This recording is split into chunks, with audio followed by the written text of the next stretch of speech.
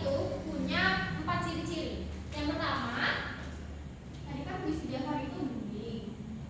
Terus dia punya ciri-ciri. Yang pertama apa?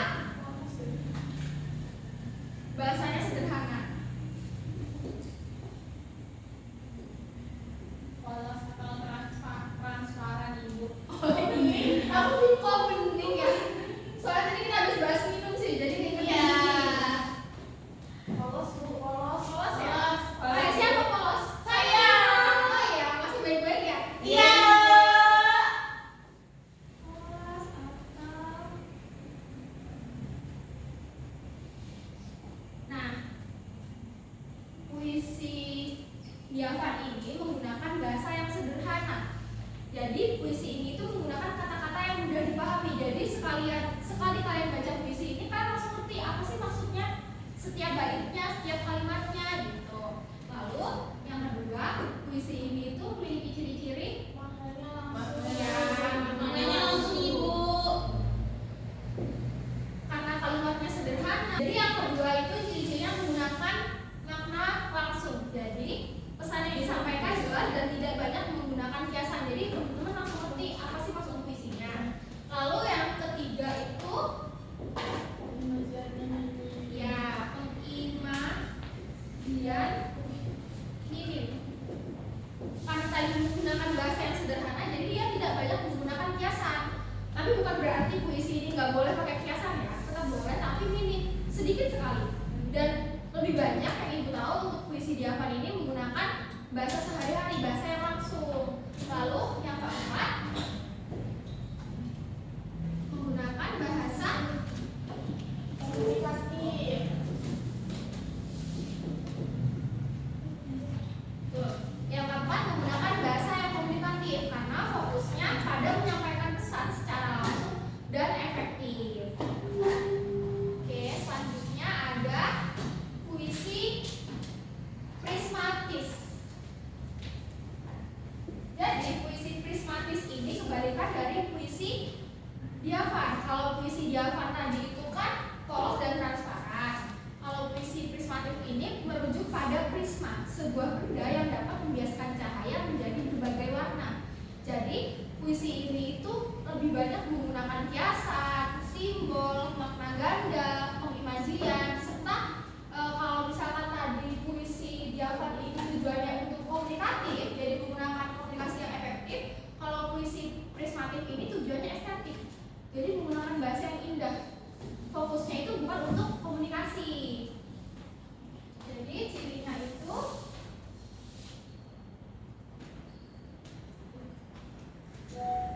yang pertama simbol,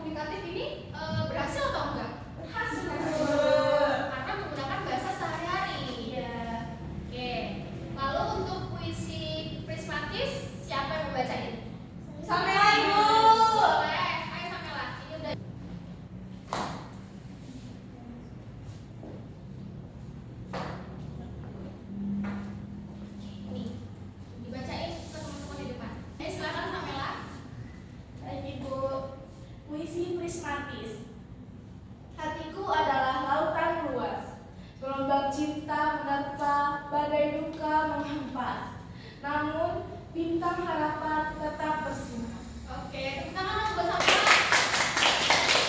Terima kasih Samela. Itu tadi contoh dari puisi prismatis. Coba Samela, menurut Samela, apa sih makna dari puisi ini? Apakah semudah Samela memahami puisi Dyavan tadi?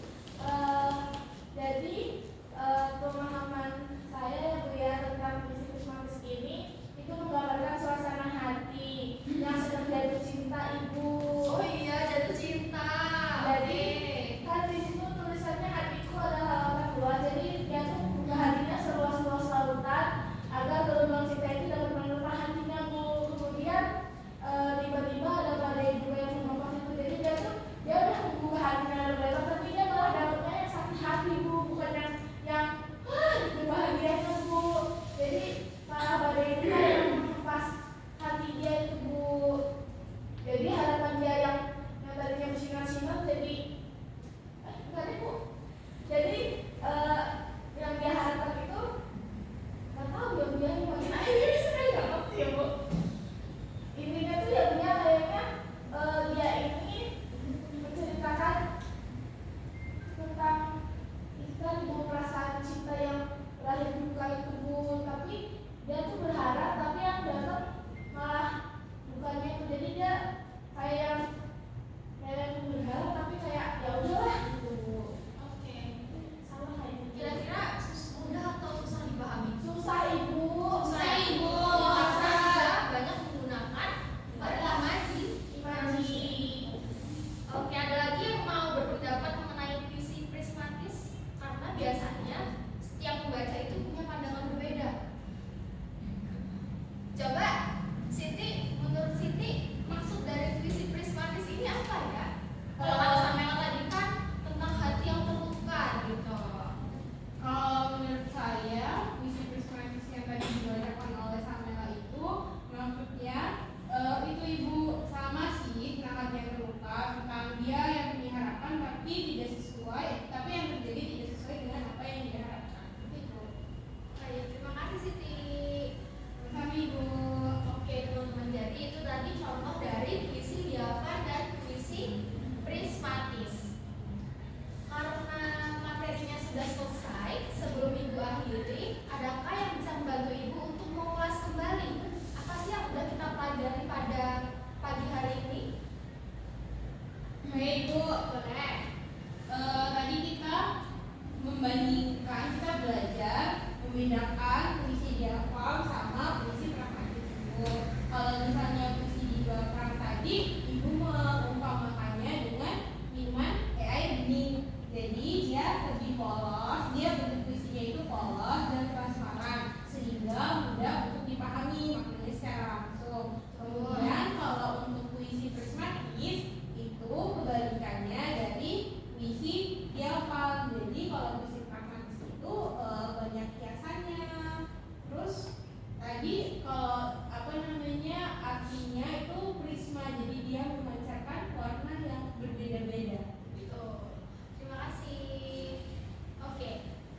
Minggu depan Ibu minta kalian buatkan satu puisi Dyavan dan puisi prismatis, lalu dibacakan ke depan ya. Baik Ibu. Oke, ada yang mau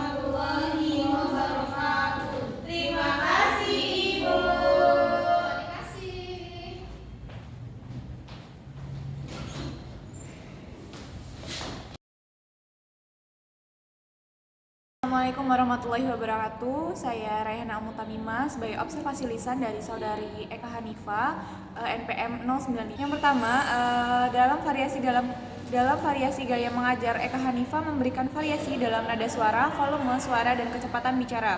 Lalu mimik dan gerak, Eka Hanifa mengadakan perubahan mimik dan gerak tangan dan badan untuk memperjelas penyajian. Lalu untuk kesenyapan, Eka Hanifa dengan sengaja memberikan waktu senyap atau hening dalam pembicaraannya. Lalu untuk kotak pandang, Eka Hanifa melayangkan kotak pandang dan melakukan kontak pandang dengan siswanya. Lalu untuk perubahan posisi, Eka Hanifa bergerak dalam kelas untuk maksud yang berbeda-beda. Dan untuk memusatkan perhatian, Eka Hanifa memberikan tekanan pada butir-butir yang penting dari penyajiannya dengan menggunakan bahasa lisan seperti perhatikan ini dan lain-lain. Lalu untuk variasi penggunaan media dan alat bantu pengajaran, Eka Hanifa menggunakan alat bantu yang dapat dilihat seperti papan tulis, menunjukkan gambar dan salin dia. Lalu untuk variasi aural, Eka Hanifa menggunakan berbagai suara langsung dalam mengajarnya. Lalu untuk variasi alat bantu yang dapat dipegang dan dimanipulasi, Eka Hanifa memberikan kesempatan kepada siswa untuk memegang benda atau alat bantu pengajaran. Lalu untuk yang terakhir adalah variasi pola interaksi dan kegiatan siswa. Eka Hanifa memperkenalkan perubahan dalam pola interaksi antara guru dengan siswanya dan menganeka-ragamkan kegiatan belajar siswa yang terlibat. Sekian dari saya akhiri. Wassalamualaikum warahmatullahi wabarakatuh.